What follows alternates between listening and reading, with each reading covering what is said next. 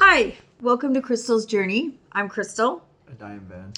And this is a podcast about recovery and about my life. And today I want to talk about self-doubt. Lately I've been having a little bit of self-doubt and wondering, like, am I progressing in my program? Can people see that I'm changing? Because, when you first get sober, it's like such a dramatic change. You go from using, obviously, and then all of a sudden you're not. And so it's such a big difference. People can see it, a few months and then a year or whatever. And now it's been over 2 years.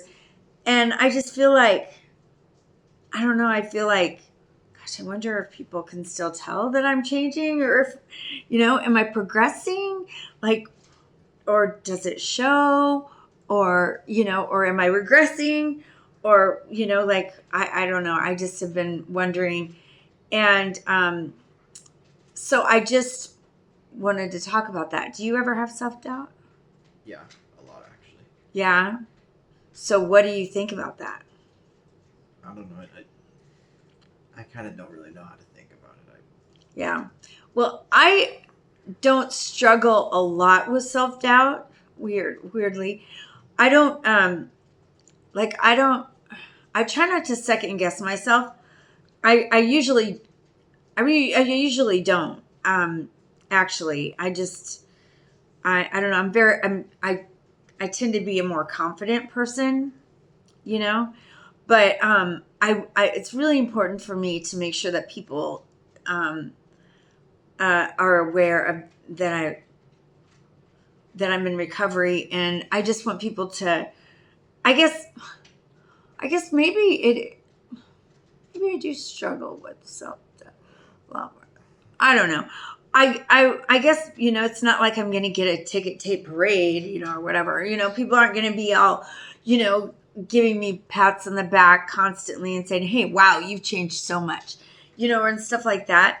But, yeah, when you've been sober for quite a long time, or, I haven't been sober for long at all. 2 years is not that long. But then again, it's a long time for me. But, when you've been sober for a while, it's like, you're kind of like, I don't know, am I progressing? So what I want to say to people out there is this: don't doubt yourself. Don't worry. You stay the course. You keep going, because the things that you do every day when you're sober, all the positive things that you do, like every day when I get up, I brush my teeth, wash my face. I do all that stuff. I get ready, but then I come out in the living room and I put my face on the ground and I pray. And I thank God for this beautiful life that he has given me. And I'm so grateful. And I thank him for the gift of sobriety. And then I do my prayers. And then I make breakfast for Van. I take my meds. I read my my Language of Letting Go devotional, and then I head out to work. And I do that every day, and those are positive things. Because I pray, and I do, I read my book and my daily devotional. Those are positive things. I go to work every day, that I'm scheduled or whatever. Sometimes I do go every day.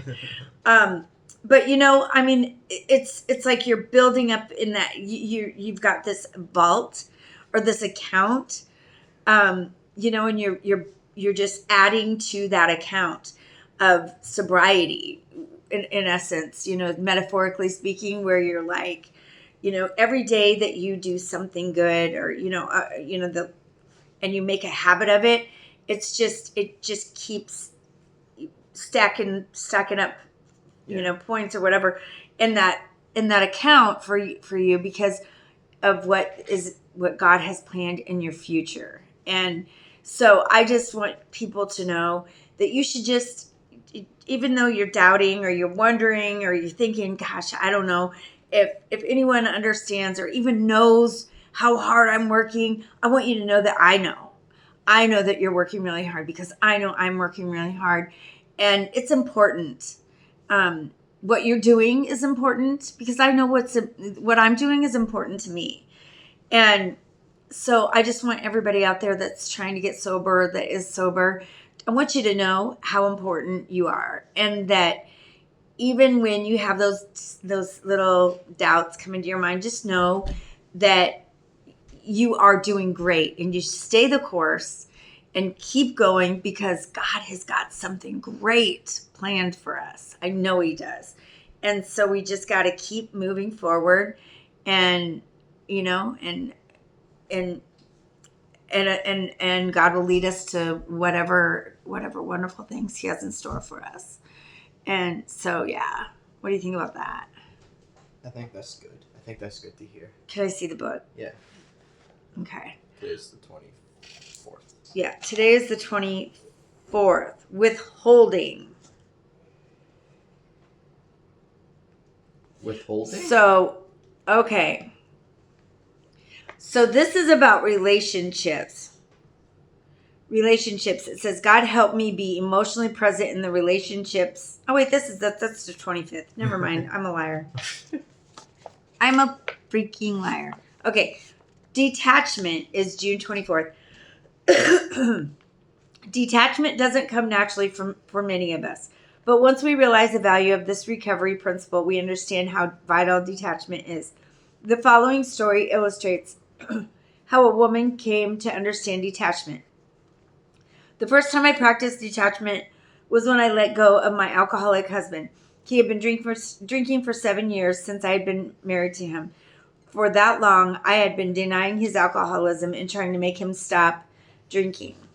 Oh, there's that control. Oh, There's that control. What? I was just thinking it's similar. Yeah, there's that control. You can't control other people. One night I saw things clearly. I realized that my attempts to control him would never solve the problem. I also saw that my life was unmanageable. And I couldn't make him do anything he didn't want to do. His alcoholism was controlling me. Yikes. Even though I wasn't drinking, I set him free to do as he chose. The truth is, he did as he pleased anyway. Things changed the night I detached. He could feel it, and so could I. When I set him free, I set myself free to live my own life. God bless her. I've had to practice the principle of detachment many times since then. I've had to detach from unhealthy people and healthy people. It's never failed. Detachment works.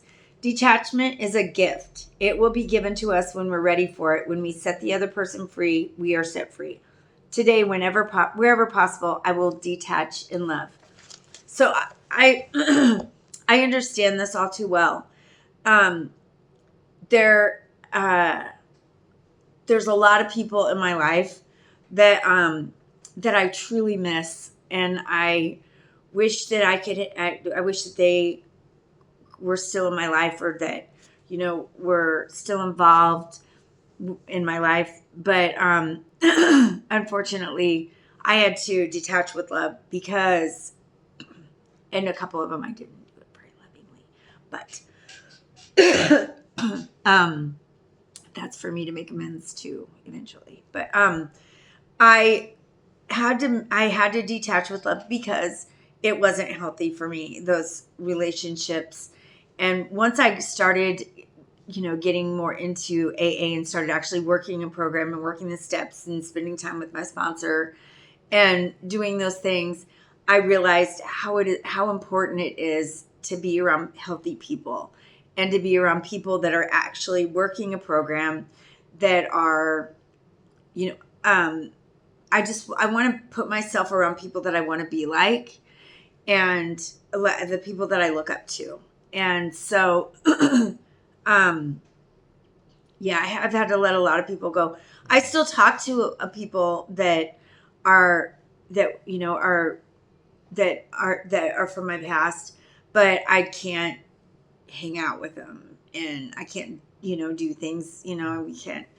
But that doesn't mean that I can't love them and that they don't love me, or I don't know how they feel about me. But regardless, that doesn't mean that maybe someday we can, join forces again. And this is just a season. And this season right now is for me to really work these steps and to work a strong program. And that's the most important thing for me right now, because without my strong program in AA, I wouldn't be nothing. God, AA, family. And, and I never thought that I would be the girl that I never thought that I would be the girl that would say that.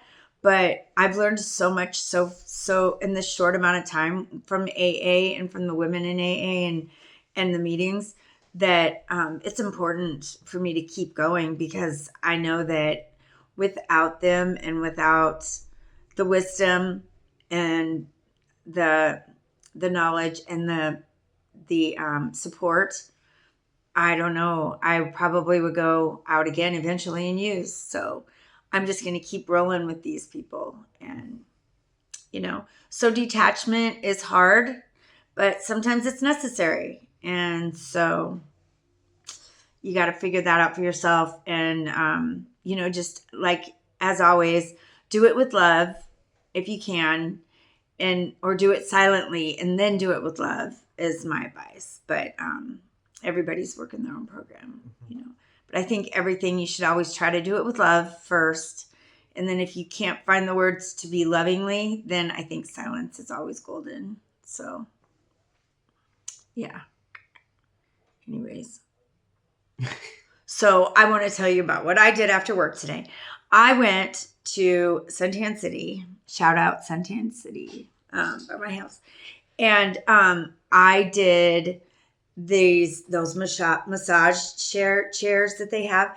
And these massage things, oh my gosh, my hands hurt so bad from working. I thought that I was going to have to get a boyfriend to start coming over, just so I could get a boyfriend to come over. And okay, let me back up. I thought I should get a boyfriend just so that I could have someone come over and put my hands in ice water every day after work, because my hands hurt so bad because I'm getting such bad arthritis. But thankfully I found this massage chair at Suntan City, and my new membership includes it. So now I don't need a boyfriend. It's so funny how God just keeps taking that out of the equation. You notice that? Yeah. Every time I think, I need a boyfriend, he'll just remove that scenario. You don't need a boyfriend. I know. He just removes whatever scenario I got in my head out of the way. So then, yeah, I guess I don't need an ice bowl from a man. I just need the massage chair from Suntan City. But I also did this red light therapy. What is that? I have no idea. But I did it while I was getting the massage. And oh my gosh, it was pretty fancy. And so, yeah, I don't know. It's supposed to help with the wrinkles. Do I look 5 years younger? I mean, are you gonna get something next for the hairs? What hairs? This is a planned hairstyle. Are you gonna get laser hair? Oh, for my chin hairs. Yes. He's talking about my chin hair. I do need to go to get some laser Milan, whatever. But yeah, anyways, that's a whole nother podcast. Maybe we'll do that on the podcast and get laser hair treatment. Well, you can. I'm not going to get it. Stay tuned. Because I don't know what that will do to me. I don't know. I tried to get my insurance to pay for it. I think I've talked about this on a podcast with Cindy. I tried to get my insurance to pay for it, and they sent me to UNMC medical dermatology, and the doctor was like, "I'm not doing that for you." Because my chin hairs are blonde, because I'm blonde. And so he said that they wouldn't even pick up that, the laser hair thing wouldn't even pick up my hair follicles. So I was like, yeah, he goes, you're it doesn't. It wouldn't even work for you. So So maybe you need to maybe you need to put your face in dye, and then you can dye the hair chins, and then you can have that. I don't know. I'm pick so up- frustrated with it though, but I do need some. I got some chin hairs. Anyways, oh well, it's okay. So today at work, I have a little funny story to tell you. I have a couple coworkers that are my favorites. We have so much fun.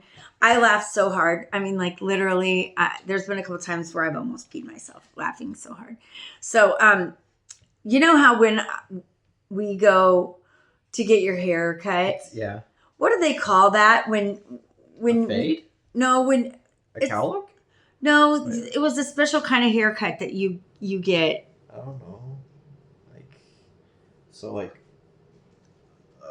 Anyways, I got it mixed up with something else. Get your arm. Okay. So he put his arm on the table and my production will get all wonky. Well, then I'm gonna push this off the thing. So, but anyways, so what? Ariome came to work. So pull up your phone, Van. I want you to look. I want you to Google a page boy hairstyle, and then that. yeah, and then do images. So yesterday, Ariome Oreo man. and Oize were. I was working with them. It was a couple days ago. Yeah. This is. But it's for a male. It's due for a male. And Ariome comes up and I go, oh my gosh, did you get a haircut? And he goes, yeah. And he starts telling us about it. And I'm like, oh my God. I go, that's a page boy haircut. That's the one. And I go, fun fact, I was a beauty school dropout, which fun fact, I didn't even go. I like registered, but never actually went. Like I was never, I mean, like, I think I went for like 2 weeks maybe. And it was never like a big deal. But anyways, so I'm like, that's a page boy haircut. I think I have it mixed up with some other haircut that Van gets. But anyways, so I go Google it. She'll- Google it right now. And so Oize goes, okay. So she Googles it, and this is the haircut that came up. It's green. It's black, Mom. The screen's dark. and Ariome is this cute Mexican. Mexican Yeah, whatever. man. And it was so funny. I mean, we were dying laughing. It was hilarious because he was like, that is so not my haircut. It was so funny. And anyways, that was the other day. And then today we were working together and yeah, we have so much fun. We have a good time. He signed me off on my station when I walked away. And then I have these we have these dividers, you know, and so I put them in like this tub, and I put them in between the two stations so that they're closer to me rather than having to bend down and pick them up and pull this thing out all the time. I just have them sitting right there, and he comes over and I go, and he was working next to me, and I go, don't you think this is such a good idea? And he goes, God, I am so smart. So every time someone would walk by, he was like, look at what I decided to do. He's funny. His personality is awesome. I think he's awesome. I hope that someday I find a guy that has a great personality like that because, yeah, it's stellar. So anyways, and Zoe's awesome too. She's like my bestie at work. We get along so good. With any luck, I'll be working with her in a couple weeks. So we'll see. We will see. So anyways, I just want to wrap up by saying you guys are doing great. Keep up the good work. If you want to get sober, get a hold of us in the link. Comments and questions, feel free to leave them and we will answer them. Go ahead and like and subscribe. We would really appreciate it. Have a great night. Have a great night.